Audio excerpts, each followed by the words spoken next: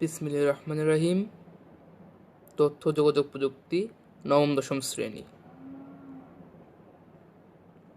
আমরা প্রথম অধ্যায় তথ্য ও যোগাযোগ প্রযুক্তি এবং আমাদের বাংলাদেশ, এই অধ্যায়টি আজকে আমরা অডিও বুক করব।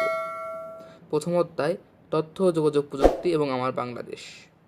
এই অধ্যায় পাঠ শেষে আমরা তথ্য ও যোগাযোগ প্রযুক্তির গুরুত্ব ব্যাখ্যা করতে পারবো, তথ্য ও যোগাযোগ প্রযুক্তি সংশ্লিষ্ট ব্যক্তিবর্গের অবদান বর্ণনা করতে পারবো, বাংলাদেশে ই লার্নিং গুরুত্ব ব্যাখ্যা করতে পারবো, বাংলাদেশে ই গভর্নেন্স প্রয়োজনীয়তা ব্যাখ্যা করতে পারবো, বাংলাদেশে ই সার্ভিসের গুরুত্ব ব্যাখ্যা করতে পারবো, বাংলাদেশে ই কমার্সের গুরুত্ব বর্ণনা করতে পারবো, বাংলাদেশের কর্মক্ষেত্রে তথ্য যোগাযোগ প্রযুক্তির সম্ভাবনা বিশ্লেষণ করতে পারবো, সামাজিক যোগাযোগে তথ্য যোগাযোগ প্রযুক্তির ভূমিকা ব্যাখ্যা করতে পারবো, বিনোদনের ক্ষেত্রে আইসিটি ইতিবাচক দিকগুলো ব্যাখ্যা করতে পারবো, তথ্য যোগাযোগ প্রযুক্তি নির্ভর ভবিষ্যৎ বাংলাদেশের স্বরূপ ব্যাখ্যা করতে পারবো এবং তথ্য যোগাযোগ প্রযুক্তি নির্ভর বাংলাদেশ বিষয়ে একটি পোস্টার ডিজাইন করতে পারবো।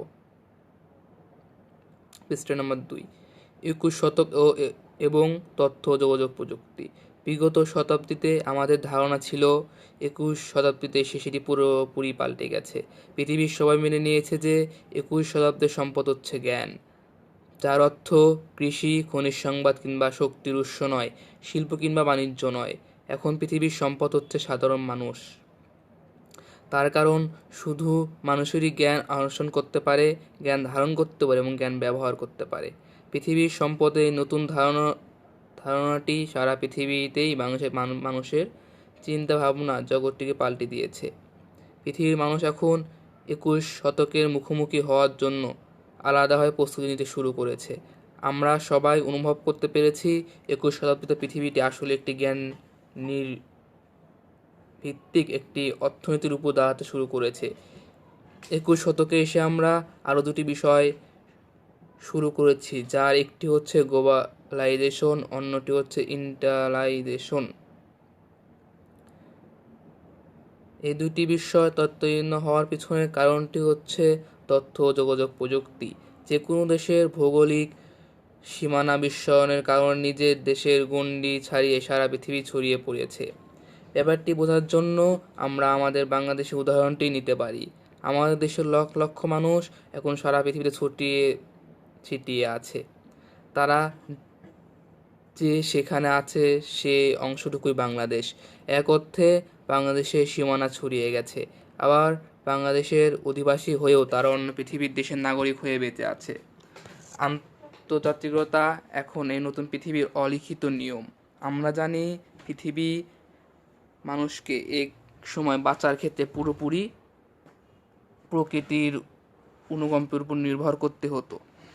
মানুষ বিভিন্ন যন্ত্র আবিষ্কার করে প্রকৃতির উপর নির্ভরশীল কমিয়ে এনেছে। অষ্টাদশ থেকে 19-বিংশ শতাব্দীতে শিল্প বিপ্লবের পর মানুষ যন্ত্রের উপর নির্ভর করে পৃথিবীর অর্থনীতি নিয়ন্ত্রণ করছে। পৃথিবীর যে সকল জাতি শিল্প বিপ্লবে অংশ নিয়েছিল সে এক সময় তারই পৃথিবীকে নিয়ন্ত্রণ করছে। 21 শতকে যখন জ্ঞানভিত্তিক অর্থনীতির সূচনা হয়েছে, তখন আমার সে একই ব্যাপার ঘটেছে। যারা জ্ঞানভিত্তিক সমাজ তৈরি করা বিপ্লবে অংশ নেবে, তারাই পৃথিবীর চালিকা শক্তি হিসেবে কাজ করবে।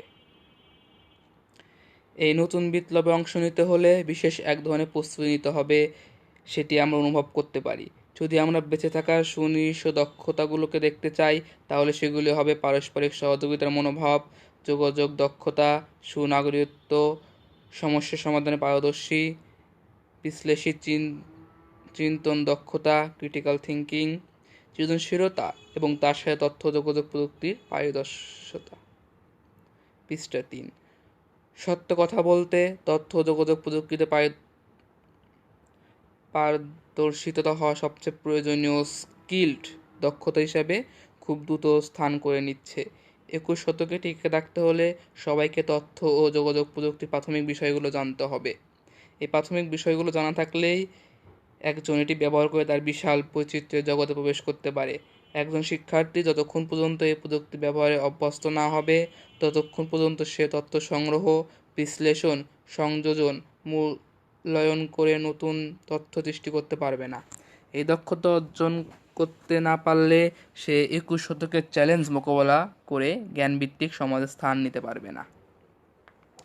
তথ্য ও যোগাযোগ প্রযুক্তি বিকাশে উল্লেখযোগ্য ব্যক্তিত্ব। তথ্য ও যোগাযোগ প্রযুক্তির আজকের বিকাশের পিছনে রয়েছে অনেক বিজ্ঞানী, ভিশনারি, প্রকৌশলী এবং নির্মাতাদের অবদান। তার এবং তারবিহীন যোগাযোগ ব্যবস্থা, কম্পিউটারের গণনা ক্ষমতা বৃদ্ধি এবং মাইক্রো ইলেকট্রনিক্স বিকাশ বর্তমান আইসিটিকে মুঠোর মধ্যে নিয়ে এসেছে। আধুনিক কম্পিউটারের বিকাশ বা প্রচলন শুরু হয় চার্লস ব্যাবেজ 1791 থেকে 1871 নামে একজন ইংরেজ প্রকৌশলী ও গণিতবিদের হাতে। অনেকেই তাকে আধুনিক কম্পিউটারের জনক বলে থাকে। তিনি তৈরি করেন ডিফারেন্স ইঞ্জিন। 1951 সালে লন্ডনে বিজ্ঞান জাদুঘরে চার্লস ব্যাবেজের বর্ণনা অনুসারে একটি ইঞ্জিন তৈরি করা হয়। দেখা যায় যে সেটি সঠিকভাবেই কাজ করছে এবং পরবর্তীতে তিনি অ্যানালিটিক্যাল ইঞ্জিন নামে একটি গণনা যন্ত্রের পরিকল্পনা করেন।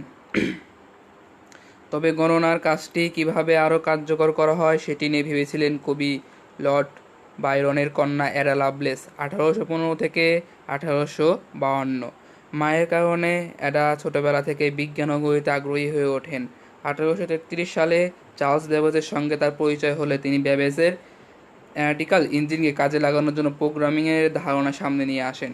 এই কারণে অ্যাডা লাভলেসকে প্রোগ্রামিং ধারণা প্রবর্তক হিসেবে সম্মানিত করা হয়। 1882 সালে ব্যাবেজ তুরিন বিশ্ববিদ্যালয়ে তার ইঞ্জিন সম্পর্কে বক্তব্য দেন। সে সময় অ্যাডা ব্যাবেজের সহায়তা নিয়ে পুরো বক্তব্যের সঙ্গে ইঞ্জিনের কাজের ধারণাটি বর্ণনা করেন। কাজের ধারা বর্ণনা করার সময় তিনি এটিকে ধাপ ক্রমানুসারে ক্রমাজিত করেন। অ্যাডার মৃত্যুর 100 বছর পর 1953 সালে সেই নোট আবারও প্রকাশিত হলে বিজ্ঞানীরা বুঝতে পারেন অ্যাডা লাভলেসই অ্যালগরিদম প্রোগ্রামিংয়ের ধারণাটি আসলে প্রকাশ করেছিলেন। পৃষ্ঠা 4। ব্যাবেজ আর অ্যাডার এই কার্যক্রমের পাশাপাশি সে সময় পদার্থবিজ্ঞানে গুরুত্বপূর্ণ অগ্রগতি সাধিত হয়।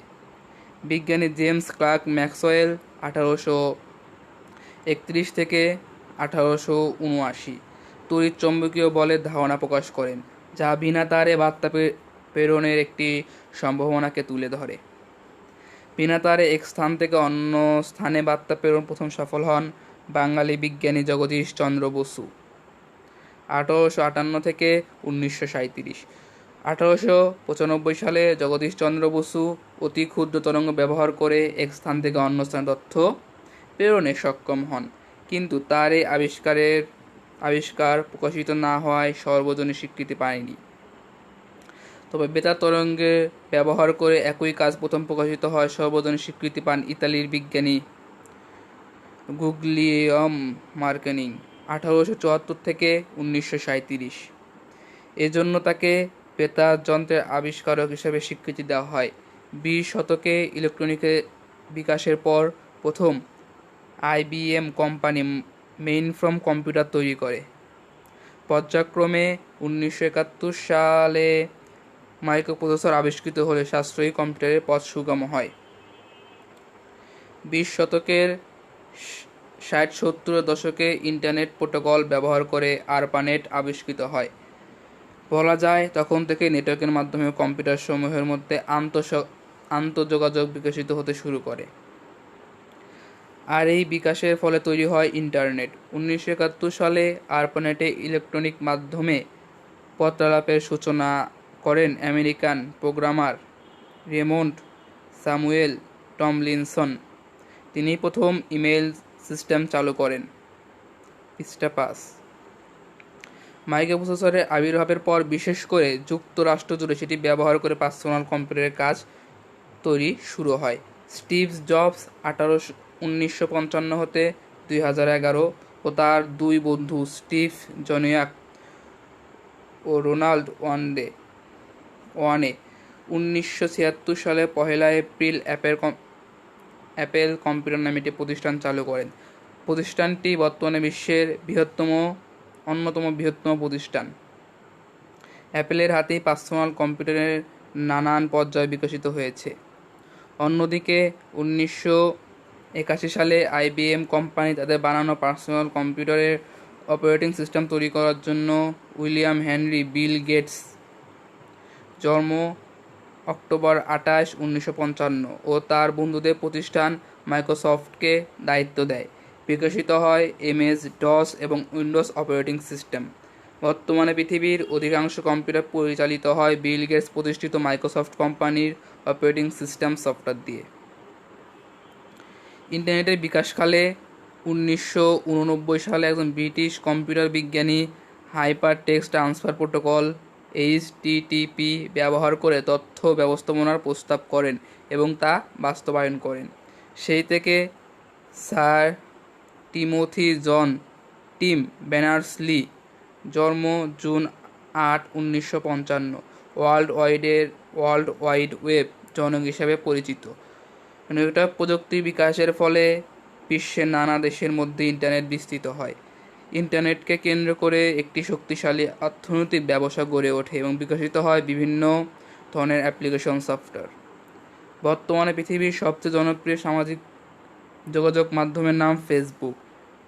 হার্ভার্ড বিশ্ববিদ্যালয়ের শিক্ষার্থী মার্ক জুকারবার্গ জন্ম মে 14, 1984 ও তার 4 বন্ধুর হাতে সূচিত হয় ফেসবুকের।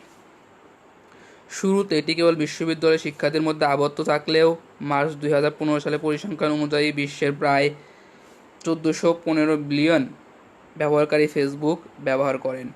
এই সংখ্যা প্রতিদিনই বাড়ছে। আমাদের বাংলাদেশের অনেকেই সামাজিক যোগাযোগের মাধ্যম হিসেবে এখন ফেসবুক ব্যবহার করেন। পৃষ্ঠা 6, ই-লার্নিং ও বাংলাদেশ। পৃথিবীতে জ্ঞান অর্জনের একটি সুনির্দিষ্ট পদ্ধতি দীর্ঘদিন থেকে মোটামুটিভাবে একইভাবে কাজ করে আসছিল। তথ্য প্রযুক্তি উন্নতি হওয়ার পর প্রথমবার সেই পদ্ধতির এক ধরনের পরিবর্তন হতে শুরু করেছে এবং ই-লার্নিং নামে নতুন কিছু শব্দের সাথে আমরা পরিচিত হতে শুরু করছি। ই-লার্নিং শব্দটি ইলেকট্রনিক লার্নিং কথাটির সংক্ষিপ্ত রূপ এবং এটি বলতে আমরা পাঠদান করার জন্য CD-ROM, ইন্টারনেট, ব্যক্তিগত নেটওয়ার্ক কিংবা টেলিভিশন চ্যানেল ব্যবহার করার পদ্ধতিকে বুঝিয়ে থাকি। মনে রাখতে হবে ই-লার্নিং কিন্তু মোটেও সনাতন পদ্ধতির পাঠদানের বিকল্প নয়, এটি সনাতন পদ্ধতির পরিপূরক। উদাহরণ দেওয়ার জন্য বলা যায়, শ্রেণীকক্ষে বিজ্ঞানীটি বিষয় পড়ানোর সময় অনেক কিছুই হয়তো হাতে কলমে দেখানো সম্ভব নয়, যেমন সূর্যগ্রহণ, চন্দ্রগ্রহণ ইত্যাদি। শ্রেণীকক্ষে পাঠ দিতে শিক্ষক ইচ্ছা করলেই মাল্টিমিডিয়ার সাহায্য নিয়ে আরও সুন্দরভাবে বিষয়টির দৃশ্যমান উপস্থাপন করতে পারেন। এমনকি সেটি ইন্টারঅ্যাক্টিভও হতে পারে। আমরা সবাই জানি বাংলাদেশের জনসংখ্যা বিশাল, সে কারণে স্কুলের শিক্ষার্থীর সংখ্যাও বিশাল। নানা ধরনের আর্থিক সীমাবদ্ধতা থাকার কারণে আমাদের স্কুলগুলোতে দক্ষ শিক্ষকের অভাব রয়েছে। লেখাপড়ার জন্য শিক্ষা উপকরণ বলতে নেই, লাইব্রেরি অপ্রতুল, ফলে হাতে কলমে বিজ্ঞানে এক্সপেরিমেন্টস করার সুযোগ কম। এই সমস্যাগুলো সমাধানের জন্য ই-লার্নিং অনেক বড় একটি ভূমিকা রাখতে পারে। দক্ষ একজন শিক্ষকের পাঠদান ভিডিও করে নিয়ে সেটি অসংখ্য স্কুলে বিতরণ করা যেতে পারে। একটি নির্দিষ্ট বিষয়কে বোঝানোর জন্য অনেক ধরনের সহায়ক প্রক্রিয়া ছাত্রছাত্রীদের দেওয়া যেতে পারে। একজন শিক্ষক চাইলে নিজেই তার পাঠদানে সহায়তা করার জন্য প্রয়োজনীয় বিষয় তৈরি করতে পারেন এবং সেটি ব্যবহার করতে পারেন। সারা পৃথিবীতে ই-লার্নিংয়ের জন্য নানা উপকরণ তৈরি হতে শুরু করেছে। পৃথিবীর বড় বড় অনেক বিশ্ববিদ্যালয়ের অসংখ্য কোর্স অনলাইনে উন্মুক্ত করে দিয়েছে এবং যে কেউ সেই কোর্সটি গ্রহণ করতে পারে।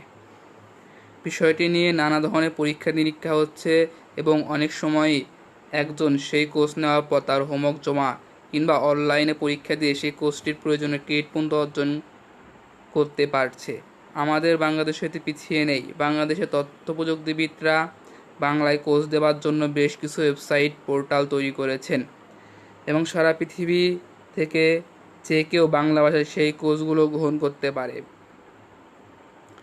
তথ্য প্রযুক্তি, বিশেষ করে কম্পিউটার প্রোগ্রামিং প্রশিক্ষণ নেওয়ার উপযোগী এ ধরনের সাইটগুলো দেশ বিদেশে ব্যাপক জনপ্রিয়তা অর্জন করেছে। আমাদের দেশে উত্তম পাঠদানের সীমাবদ্ধতা দূর করার ব্যাপারে ই লার্নিং অনেক গুরুত্বপূর্ণ ভূমিকা রাখতে পারলেও আমাদের সবসময় মনে রাখতে হবে এটি কিন্তু কোনোভাবে প্রচারিত পাঠদানের বিকল্প নয়। প্রচলিত পাঠদানের সময় একজন শিক্ষক তার শিক্ষার্থীদেরকে সরাসরি দেখতে পান, তাদের সাথে কথা বলতে পারেন। শিক্ষার্থীরা শিক্ষকের সাথে নানাভাবে ভাব বিনিময় করতে পারে, প্রশ্ন করতে পারে। শুধু তাই নয়, তারা পাশাপাশি একে অন্যকে সহায়তা করতে পারে, একে অন্যের সহযোগী হয়ে শিখতে পারে। ই লার্নিংয়ের বেলায় পৃষ্ঠা 7 এই বিষয়গুলো প্রায় সময়ই অনুপস্থিত থাকে। পুরো প্রক্রিয়া মানবিক অংশটুকু না থাকায় পদ্ধতিটা যান্ত্রিক বলে মনে হতে পারে। সে কারণে ই লার্নিংয়ে সফল হতে হলে শিক্ষার্থীদের অনেক বেশি উদ্যোগী হতে হয়।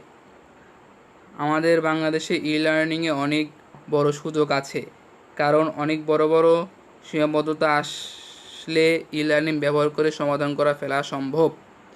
তবে প্রচারিত ই লার্নিংয়ের জন্য ইন্টারনেটের স্পিড,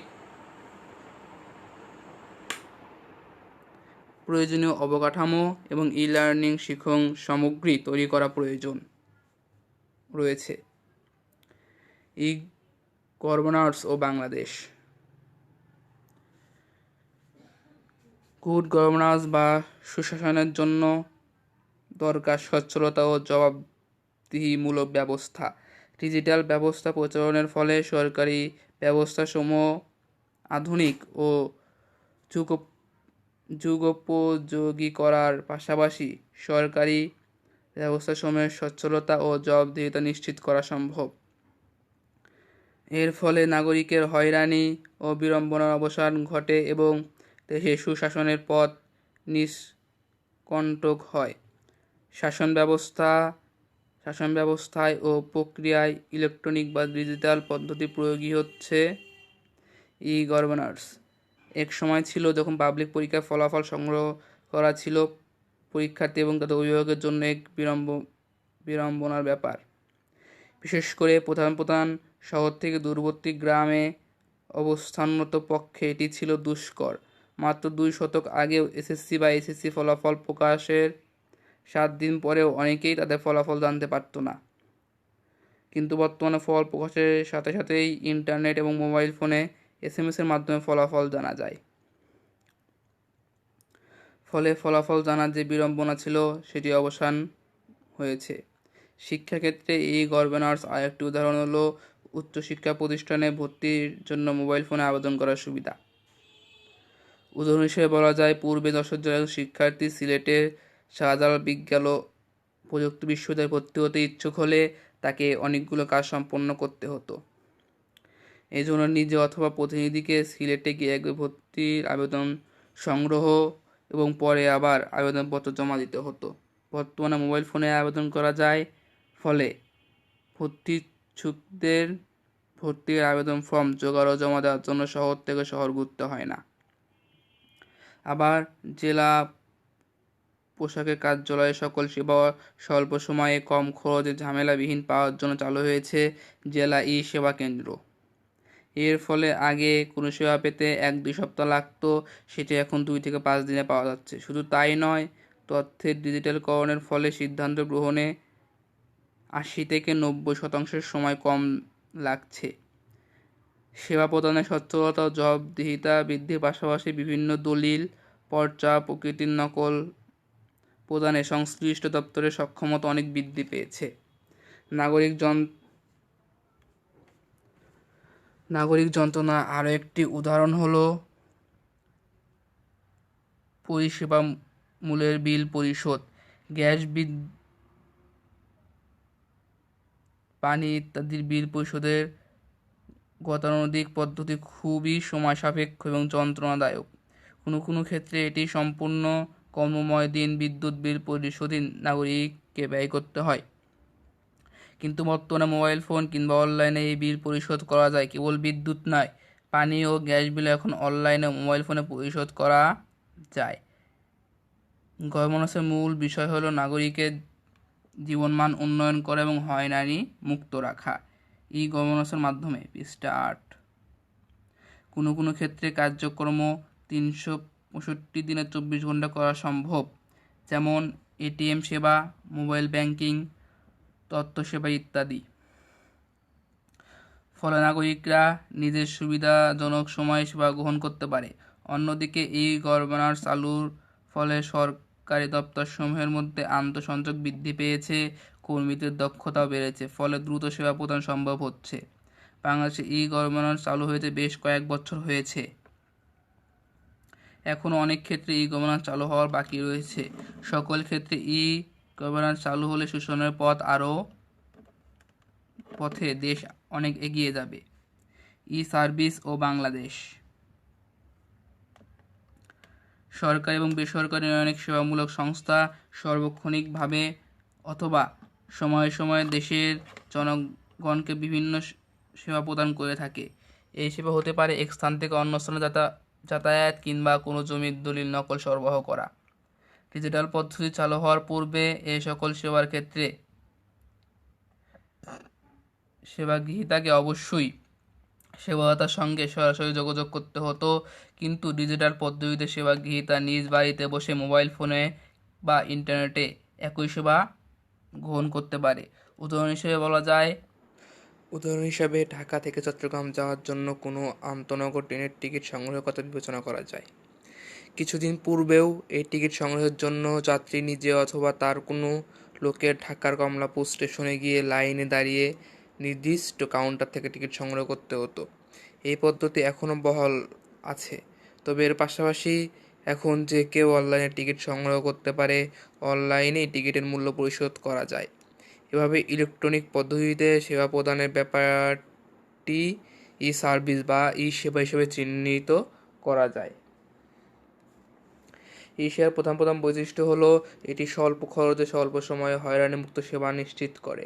বাংলাদেশ সরকারের বিভিন্ন মন্ত্রণালয়, বিভাগ ও অধিদপ্তর সমূহের উদ্যোগে ইতিমধ্যেই অনেক ই সেবা চালু হয়েছে। এর মধ্যে উল্লেখযোগ্য হলো পাঠ্যপুস্তকের ডিজিটাল সংস্করণ, ই-পুরজি, ই-পর্চা, ই-টিকিট, টেলিমেডিসিন, অনলাইন আয়কর হিসাব করার ক্যালকুলেটর ইত্যাদি। নিম্নে কয়েকটি উল্লেখযোগ্য ই সেবা কার্যক্রমের সংক্ষিপ্ত বর্ণনা দেওয়া হলো।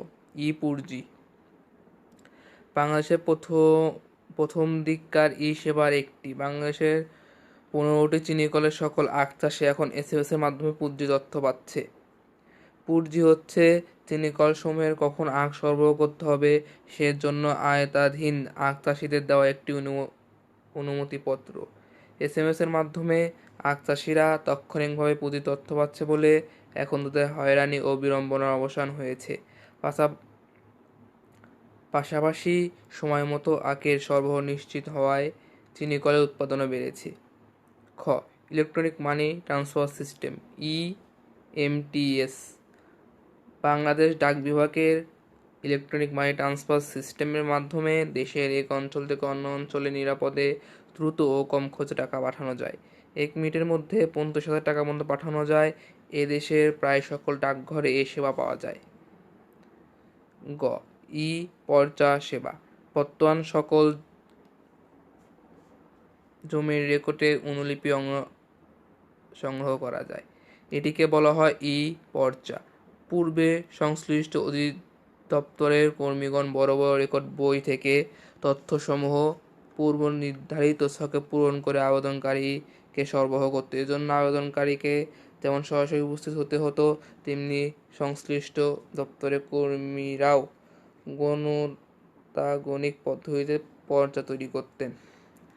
বর্তমানে এটি ই সেবা আওতায় আসতে আবেদনকারী দেশ বিদেশের যে কোনো স্থান থেকে নিজস্ব ফি জমা দিয়ে ই-পর্চা সংগ্রহ করতে পারে। ঘ. ই-স্বাস্থ্যসেবা। বিভিন্ন সরকারি স্বাস্থ্যকেন্দ্রে কর্মরত চিকিৎসকরা এখন মোবাইল ফোনে স্বাস্থ্য পরামর্শ দিয়ে থাকেন। এজন্য দেশের সকল সরকারি হাসপাতালে একটি করে মোবাইল ফোন দেওয়া হয়েছে। দেশের যে কোনো নাগরিক এভাবে যে কোনো সময় চিকিৎসকের পরামর্শ পেতে পারেন। এছাড়াও দেশে কয়েকটি হাসপাতালে টেলিমেডিসিন সেবা চালু হয়েছে। এর মাধ্যমে রোগী হাসপাতালে না এসেও বিশেষজ্ঞ চিকিৎসকের সেবা ও পরামর্শ পাচ্ছেন। রেলওয়ের ই-টিকিট ও মোবাইল টিকিটিং। বাংলাদেশের রেলওয়ের কয়েকটি আন্তনগর ট্রেনের টিকিট এখন মোবাইল ফোনেও ক্রয় করা যায়। আবার অনলাইনে টিকিট সংগ্রহের ব্যবস্থা রয়েছে, ফলে নিজের সুবিধা মতো সময়ে রেল স্টেশনে না গিয়েও নিজস্ব গন্তব্যের টিকিট সংগ্রহ করা সম্ভব হচ্ছে। মোবাইল ফোন বা অনলাইনে টিকিট সংগ্রহ করা হলে ট্রেন ছাড়ার অল্প সময়ের পূর্বে যাত্রীকে স্টেশনে যেতে হয় এবং মোবাইল ফোন বা অনলাইনে প্রাপ্ত গোপন প্রদর্শন করে সেখানে নির্ধারিত কাউন্টার থেকে যাত্রার টিকিট সংগ্রহ করে নিতে হয়। ই কমার্স ও বাংলাদেশ। একটি দেশের বিকাশ ও কর্মসংস্থানের ক্ষেত্রে বাণিজ্যের কোনো বিকল্প নেই। ডিজিটাল প্রযুক্তির বিকাশ, ইন্টারনেটের উদ্ভব ও বিকাশ এবং কাগজে মুদ্রার বাইরে ইলেকট্রনিক বিনিময় প্রথা চালু হওয়ার ফলে বাণিজ্যেরও একটি বিশেষ পরিবর্তন হয়েছে। এখন ইলেকট্রনিক মাধ্যমে বাণিজ্য করা যায়, যা প্রচলিত নাম ই কমার্স বা ই বাণিজ্য। যে কোনো পণ্য বা সেবা বাণিজ্যের কয়েকটি শর্ত থাকে। প্রথমত, বিক্রেতার কাছে পণ্য থাকা। দ্বিতীয়ত, ক্রেতা কর্তৃক তার বিনিময় মূল্য পরিশোধ করা। এর প্রধান পদ্ধতি হচ্ছে বিক্রেতার সঙ্গে ক্রেতার সরাসরি যোগাযোগ। কিন্তু ইন্টারনেটের দুনিয়ায় একজন বিক্রেতা তার পণ্যের ছবি, ভিডিও দিয়ে ইন্টারনেটে তার দোকানটি খুলে বসতে পারেন। এজন্য তার প্রতিষ্ঠানের একটি ওয়েবসাইট চালু করতে হয়। ক্রেতা অনলাইনে তার পছন্দের পণ্যটি পছন্দ করেন এবং মূল্য পরিশোধ করেন। দেশের বর্তমান বিভিন্ন ডেবিট বা ক্রেডিট কার্ডের মাধ্যমে এই মূল্য পরিশোধের সুযোগ রয়েছে। এছাড়া মোবাইল ব্যাংকিংয়ের মাধ্যমে মূল্য পরিশোধ করা যায়। তৃতীয়ত, মূল্য প্রাপ্তির পর বিক্রেতা তার পণ্যটি ক্রেতার ঠিকানায় নিজে অথবা পণ্য সরবরাহী প্রতিষ্ঠান কুরিয়ার সার্ভিস মাধ্যমে পাঠিয়ে দেন। মোবাইল বা কার্ড ছাড়াও ই কমার্স আরেকটি বিল পরিশোধ পদ্ধতি রয়েছে। এটিকে বলা হয় প্রাপ্তির পর পরিশোধ বা ক্যাশ অন ডেলিভারি, COD। এই পদ্ধতিতে ক্রেতা বিক্রেতার ওয়েবসাইটে বসে পছন্দের পণ্যটি অর্ডার দেন। বিক্রেতা তখন তা ক্রেতার কাছে পাঠিয়ে দেন। ক্রেতা পণ্য পেয়ে বিল পরিশোধ করেন। পৃষ্ঠা 10। 2011-12 সাল থেকে বাংলাদেশেও আস্তে আস্তে ই কমার্সের প্রসার হচ্ছে। বর্তমান বই থেকে শুরু করে জামাকাপড়, খবর, শৌখিন সামগ্রী ইত্যাদি ই কমার্সের মাধ্যমে বেচাকেনা হচ্ছে। প্রচলিত বাণিজ্যের মতো ই কমার্সেও দুই ধরনের প্রতিষ্ঠান লক্ষ্য করা যায়। এক ধরনের প্রতিষ্ঠান কেবল নিজেদের পণ্য বিক্রয় করে থাকে, আবার কিছু কিছু প্রতিষ্ঠান অন্য অনেক প্রতিষ্ঠানে পণ্য বিক্রয় করে। তোমরা ইতিমধ্যেই ওয়েবসাইট, টিভি বা পত্রপত্রিকায় এ ধরনের অনেক ওয়েবসাইটে বিজ্ঞাপন দেখে ফেলেছ। বাংলাদেশের কর্মক্ষেত্রে আইসিটি। বিশ্বের অন্যান্য দেশের মতো বাংলাদেশেও এখন কর্মক্ষেত্রে আইসিটির বহুমুখী প্রভাব ও ব্যবহার লক্ষ্য করা যাচ্ছে। এই প্রভাব ও পরিসর ক্রমাগত বেড়ে চলছে। কর্মক্ষেত্রে আইসিটির দুই ধরনের প্রভাব লক্ষ্য করা যায়। প্রথমত, প্রচলিত কর্মক্ষেত্রগুলোতে আইসিটি প্রয়োগের ফলে কর্মদক্ষতা বৃদ্ধি, বাজার সম্প্রসারণ। অন্যদিকে আইসিটি নিজেই নতুন নতুন কর্মক্ষেত্র সৃষ্টি করেছে। প্রচলিত কর্মক্ষেত্র এবং পুরাতন ব্যবসা বাণিজ্যে আইসিটি ব্যবহারের ফলে কর্মীদের দক্ষতা, জবাবদিহিতা এবং স্বচ্ছতা বেড়েছে। অন্যদিকে এর ফলে সেবার মান উন্নত হয়েছে। বর্তমান দেশে অধিকাংশ চাকরির ক্ষেত্রে আইসিটি ব্যবহারের সাধারণ দক্ষতা একটি প্রাথমিক যোগ্যতা হিসেবে ধরা হয়। ব্যাংক, বিমা থেকে শুরু করে বহুজাতিক কোম্পানি, সরকারি দপ্তরে কাজ করার জন্য ওয়ার্ড প্রসেসর থেকে উপস্থাপনা সফটওয়্যার, ইন্টারনেট ব্রাউজিং থেকে ইমেইল, নানা ধরনের বিশ্লেষণী সফটওয়্যার ইত্যাদি দক্ষ হতে হয়। পাশাপাশি বিভিন্ন বিষয়িত সফটওয়্যার যেমন ব্যাংকিং সফটওয়্যার ব্যবহারেও পারদর্শিতা অর্জন করতে হয়। অন্যদিকে আইসিটি নিজেই একটি বড় আকারে কর্মবাজার সৃষ্টি করেছে। হার্ডওয়্যার, সফটওয়্যার থেকে শুরু করে ওয়েবসাইট নির্মাণ, রক্ষণাবেক্ষণ এখন নতুন দক্ষ কর্মীদের জন্য বিরাট কর্মক্ষেত্র। কেবল দেশে নয়, আইসিটির দক্ষ কর্মীরা দেশের বাইরেও যে কোনো প্রতিষ্ঠান অথবা স্বতন্ত্রভাবে কাজ করতে পারে। এই কাজের একটি বড় অংশ দেশে বসেই সম্পন্ন করা যায়। আউটসোর্সিং করে এখন অনেকেই বাংলাদেশের জন্য মূল্যবান বৈদেশিক মুদ্রা অর্জন করছে। সামাজিক যোগ ও আইসিটি সেবা। মানুষ সমাজবদ্ধ জীব। সমাজ চলাফেরা ও বিকাশের জন্য মানুষে যোগাযোগের প্রয়োজন।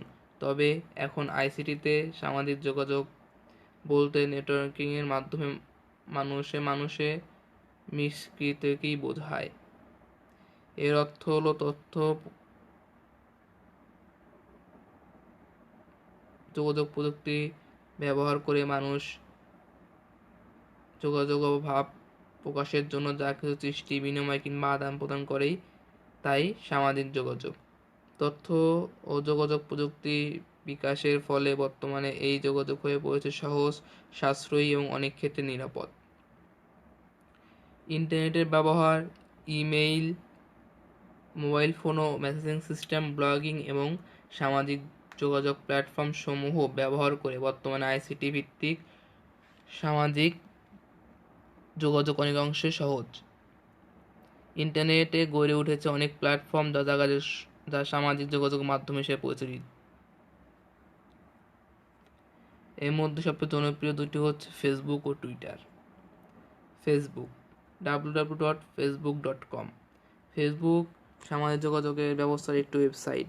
2004 সালে 4 ফেব্রুয়ারি মার্ক জুকারবার্গ তার অন্যান্য বন্ধুদের নিয়ে এটি চালু করেন।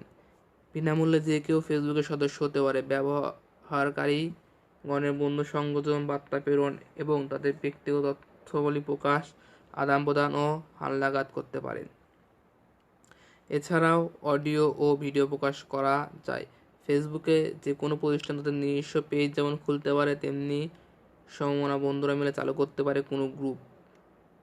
www.stastica.com এর রিপোর্ট মার্চ 2015 সাল অনুযায়ী বিশ্বে ফেসবুক ব্যবহারের সংখ্যা 1415 মিলিয়ন। Twitter www.twitter.com। টুইটার একটি সামাজিক যোগাযোগ ব্যবস্থা, তবে ফেসবুকের সঙ্গে এর একটি মৌলিক পার্থক্য রয়েছে। এটি ব্যবহারকারীদের সর্বোচ্চ 140 ক্যারেক্টারের মধ্যে তাদের মনের ভাব প্রকাশ ও আদান প্রদান করতে হয়। এজন্য এটিকে মাইক্রোব্লগিংয়ের একটি ওয়েবসাইটে বলা হয়। 140 অক্ষরের বার্তাকে বলা হয় টুইট। টুইটারের সদস্যদের টুইট বার্তাগুলো তাদের প্রোফাইল পাতায় দেখা যায়। টুইটারের সদস্যরা অন্য সদস্যের টুইট পড়ার জন্য সেই সদস্য অনুসরণ বা ফলো করতে পারেন। কোনো সদস্যকে যারা অনুসরণ করে তাদেরকে বলা হয় ফলোয়ার বা অনুসরণকারী। তথ্য যোগাযোগ প্রযুক্তি উন্নয়নের সাথে বিনোদন জগতে একটি নতুন দিক উন্মোচিত হয়েছে।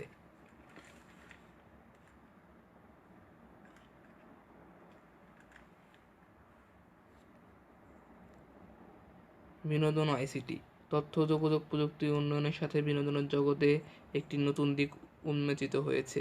এটি ঘটেছে দুইভাবে। প্রথমত, বিনোদন কীভাবে মানুষ গ্রহণ করবে সেই প্রক্রিয়াটিতে একটি মৌলিক পরিবর্তন হয়েছে। তৃতীয়ত, বিনোদনের ভিন্ন ভিন্ন মাধ্যমগুলোতে একটি গুণগত পরিবর্তন হয়েছে।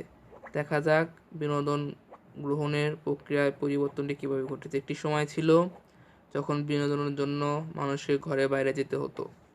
সিনেমা দেখতে হলে সিনেমা হলে যেতে হতো, খেলা দেখতে হলে খেলার মাঠে যেতে হতো, গান শুনতে হলে গানের জলসায় যেতে হতো। এখন এ ধরনের বিনোদনের জন্য মানুষ আর ঘর থেকে বের হতে হয় না।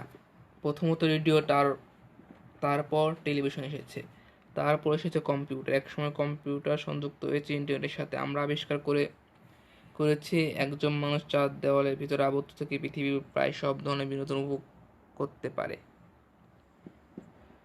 প্রথম যখন কম্পিউটার আবিষ্কার হয়েছিল, তার মূল কাজ ছিল কম্পিউট বা হিসাব করা। শুধু বড় বড় প্রতিষ্ঠান বা সরকার একটি কম্পিউটারের মালিক হতে পারত।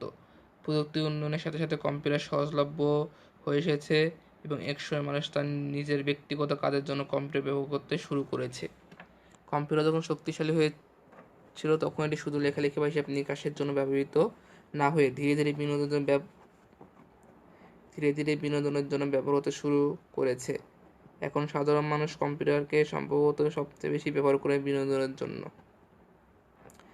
গান, চলচ্চিত্র, আলোকচিত্র সবকিছু এখন কম্পিউটার দিয়ে করা যায়।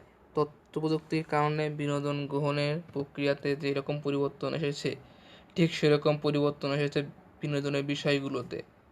সঙ্গীতকে ডিজিটাল রূপ দেওয়ায় এখন আমরা কম্পিউটারে গান শুনতে পারি, ঠিক একইভাবে আমরা ভিডিও বা চলচ্চিত্র দেখতে পারি। সিডি, রোম কিংবা ডিভিডি বের হওয়ার পর সেখানে বিশাল পরিমাণ তথ্য রাখা সম্ভবপর হয়েছে। সিনেমা হলে না গিয়ে ঘরে বসে কম্পিউটার কিংবা টেলিভিশনের ডিভিডি থেকে চলচ্চিত্র দেখা এখন খুবই সাধারণ একটি বিষয়। ফাইবার অপটিক নেটওয়ার্ক বসানোর পর দ্রুতগতির ইন্টারনেট সহজলভ্য হতে শুরু করেছে। কাজে এখন একজনকে আর গান শোনার জন্য, চলচ্চিত্র দেখার জন্য অডিও সিডি বা ডিভিডির উপর নির্ভর করতে হয় না। ইন্টারনেট ব্যবহার করে সরাসরি গান বা চলচ্চিত্র উপভোগ করা সম্ভব হচ্ছে। শুধু তাই নয়, রেডিও বা টেলিভিশন চ্যানেলগুলো এখন ইন্টারনেট ব্যবহার করে শোনা ও দেখা যায়।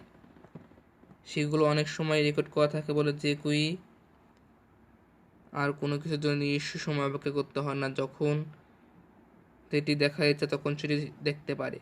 তথ্য প্রযুক্তি উন্নত হওয়ার পর নতুন কিছু বিনোদনের জন্ম হয়েছে যেটি আগে উপভোগ করা সম্ভব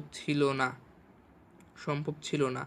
তার একটি হচ্ছে কম্পিউটার গেম। সারা পৃথিবীতে এখন কম্পিউটার গেমের বিশাল শিল্প তৈরি হয়েছে এবং নানা ধরনের কম্পিউটার গেমের জন্ম হয়েছে। কম্পিউটার গেমে ব্যাপক জনপ্রিয়তা দেখেই আমরা আন্দাজ করতে পারি এটি বিনোদনের অত্যন্ত সফল একটি মাধ্যম। এর সাফল্যের প্রধান একটি কারণ হচ্ছে শিশু থেকে প্রাপ্তবয়স্ক একজন মানুষ সবাইকে তার নিজের রুচি মাফিক আনন্দ দিতে পারে।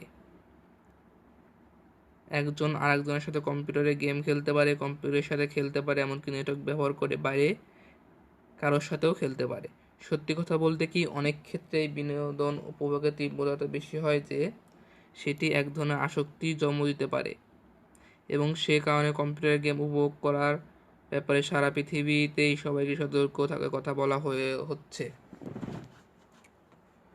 তথ্য প্রযুক্তি বিনোদন সৃষ্টির ব্যাপারেও এক ধরনের বড় ভূমিকা রেখেছে। অ্যানিমেশন বা কার্টুন তৈরি করা একসময় অনেক কঠিন একটা বিষয় ছিল। তথ্য প্রযুক্তি এবং শক্তিশালী কম্পিউটারের কারণে এটি এখন অনেক সহজ হয়ে গেছে। শুধু তাই নয়, সৃষ্টিশীল মানুষ সৃজনশীলতার কারণে সম্পূর্ণ নতুন এক ধরনের ব্যাপার করতে শুরু করেছে। সত্যিকারের অভিনেতা অভিনেত্রী ছাড়াই গ্রাফিক্স নির্ভর চলচ্চিত্র, ডিজিটাল অভিনেতা অভিনেত্রী জন্ম হতে শুরু করেছে। বিখ্যাত ব্যবসা ফল চলচ্চিত্রে কাল্পনিক প্রাণী, ডাইনোসর কিংবা বিভিন্ন জগতের প্রাণী তৈরি করার জন্য শক্তিশালী কম্পিউটার ব্যবহার করা এখন অত্যন্ত সাধারণ একটি বিষয়।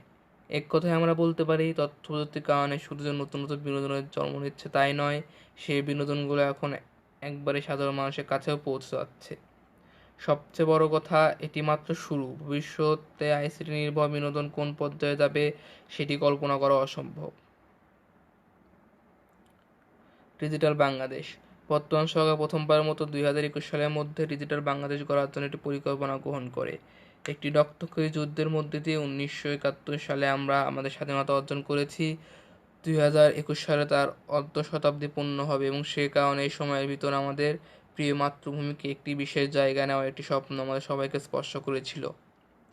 তাই ডিজিটাল বাংলাদেশ কথাটি শুধু একটি কথা হয়ে থাকেনি, এটিকে বাস্তব রূপ দেওয়ার জন্য সরকার, সাধারণ মানুষ সবাই একটি বড় উদ্যোগ নিয়েছে।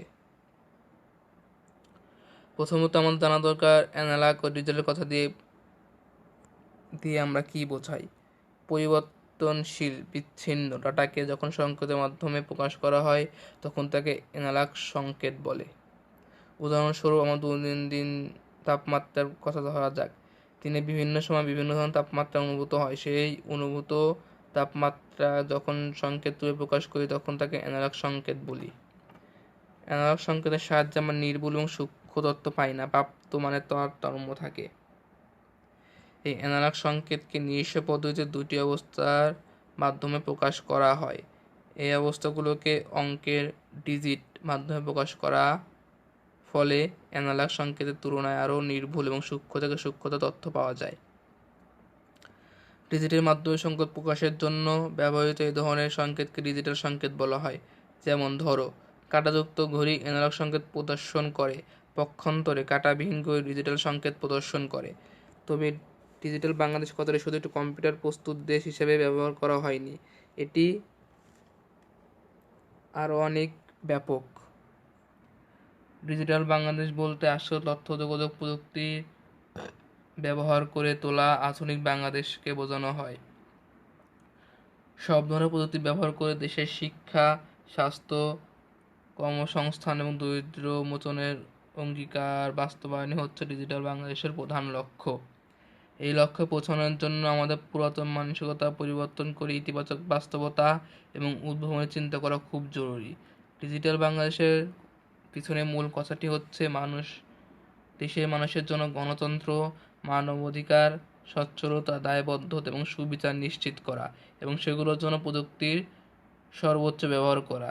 তার চূড়ান্ত লক্ষ্য হলো সকল শ্রেণীর, সব ধরনের মানুষের জীবনের মান উন্নয়ন।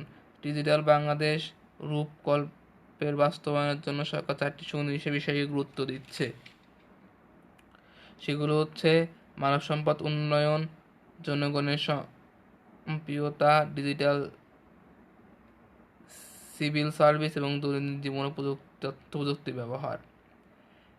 পৃথিবীর অন্য অনেক দেশের তুলনায় বাংলাদেশ তথ্য প্রযুক্তি প্রসারের কাজটি শুরু করছে দেরিতে।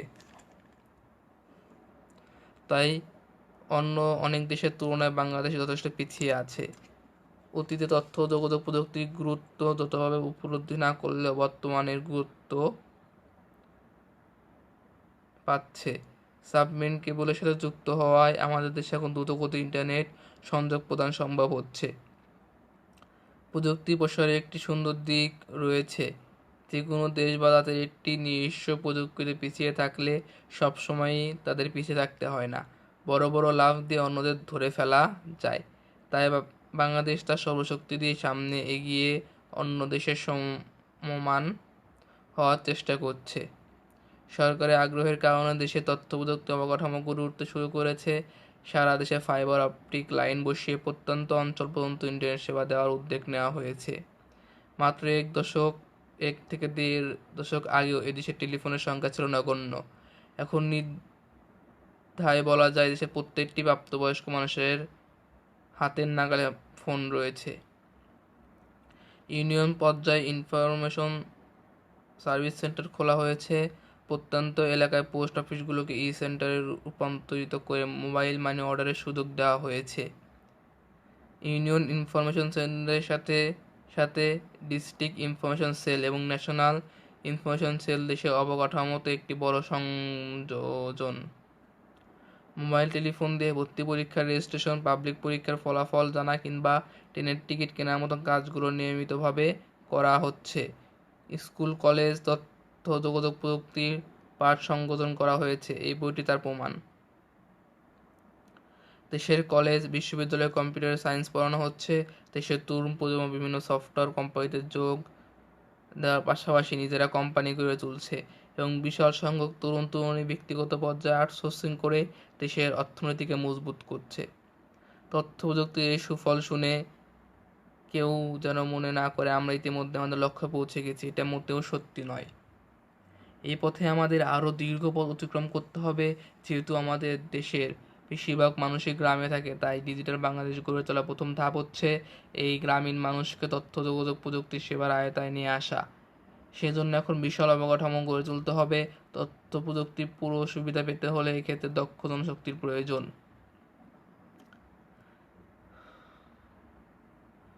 স্কুল, কলেজ, বিশ্ববিদ্যালয়ে লেখাপড়ার মান বাড়াতে হবে। আরও বেশি সংখ্যক শিক্ষার্থীকে তথ্য ও প্রযুক্তিতে দক্ষ করে গড়ে তুলতে হবে। ই-গভর্নেন্সের মাধ্যমে সকল কাজে সচ্ছলতা নিশ্চিত করতে হবে। নতুন প্রজন্মকে তাদের উদ্ভাবনী ক্ষমতা কাজে লাগাতে উৎসাহিত করতে হবে। বিশ্ববিদ্যালয় এবং তথ্য ও যোগাযোগ প্রযুক্তি শিল্পের মধ্যে সমন্বয় করতে হবে।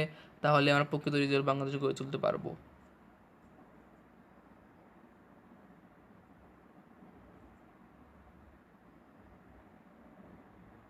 সমাপ্ত। এরপর রয়েছে অনুশীলনীতে আমাদের বেশ কিছু নৈবিত্তিক, তারপর আমরা 3য় অধ্যায়। আল্লাহ হাফেজ। 3য় অধ্যায় নিয়ে আবার দেখা হবে আমাদের নিউ অডিও বুকে। আমাদের চ্যানেলটিকে অবশ্যই সাবস্ক্রাইব করুন এবং আমাদের পাশে থাকুন। অ্যান্ড বন্ধুদের সাথে আমরা ভিডিওটি শেয়ার করতে ভুলবেন না, যাতে সেও অডিও বুক দিয়ে কিছুটা হলেও উপকার পেতে পারে। আপনি যদি অডিও বুক দ্বারা কিছুটা উপকার পেয়ে থাকেন তাহলে অবশ্যই আমাদের কমেন্টে জানিয়ে দেবেন আপনার ফিলিংসটা, যাতে আপনার ফিলিংস শুনে আমরা কিছুটা অনুপ্রাণিত হতে পারি। আল্লাহ হাফেজ।